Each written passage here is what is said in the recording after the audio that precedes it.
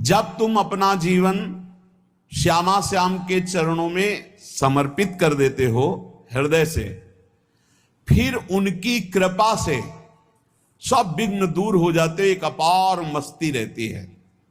नहीं तो शोक, विषाद, दुख, क्लेश, कष्ट, संताप, भय, उद्वेग ये सदैव सताते रहते हैं। इसी से डिप्रेशन होता है। बार बार नकारात्मक चिंतन, शोक, विषाद, दुख, चिंता, क्लेश, संताप, भय, उद्वेग यही पूरे मानसिक स्तर को नष्ट कर देते हैं। उत्साहहीन जीवन हो जाता है। जब तुम श्यामा श्याम को समर्पित हो जाते हो तो ये सब प्रवेश भी नहीं करते, एक अपार मस्ती बनी रहती है। अब क्या होगा? श्यामा श्याम जो करेंगे वही होगा। श्यामा श्याम पता नहीं कैसा करे, नहीं, वो सदैव मंगल भवन है, वो जो करते महामंगल होता है। यह निश्चय उपासक के हृदय में आ जाना चाहिए। इसलिए अपना सारा मन, सारी बुद्धि, सारा जीवन, प्रत्येक श्वास प्रभु को अर्पण कर दो। फिर देखो तुम निहाल हो जाओगे। दुख, शोक, विषाद, क्लेश, कष्ट, संताप, भय, उद्वेग ये उसी को व्यापते हैं जिसने अपने जीवन को प्रभु के चरणों में अर्पित नहीं किया।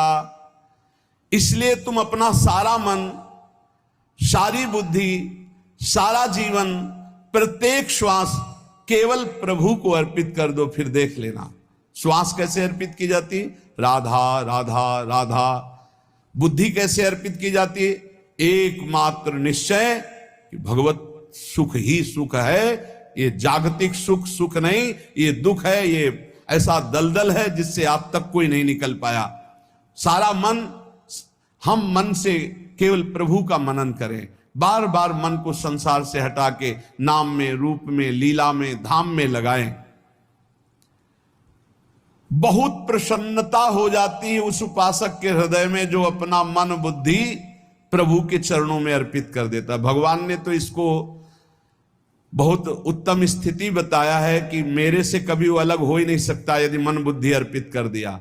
मय्येव मन आधत्स्व मयि बुद्धिम निवेशय, तो निवश्य मयि एव अत ऊर्ध्वं न संशया। बिल्कुल संशय नहीं, वो मेरे में ही निवास करेगा जिसने मन और बुद्धि अपनी मेरे में अर्पित कर दी। बहुत प्रसन्नता रहेगी उस उपासक के जीवन में जो अपने आप को मन बुद्धि सहित प्रभु के चरणों में समर्पित कर दिया है। भगवान का आश्रय लेने वाले की पहचान है हर परिस्थिति में प्रसन्न रहना।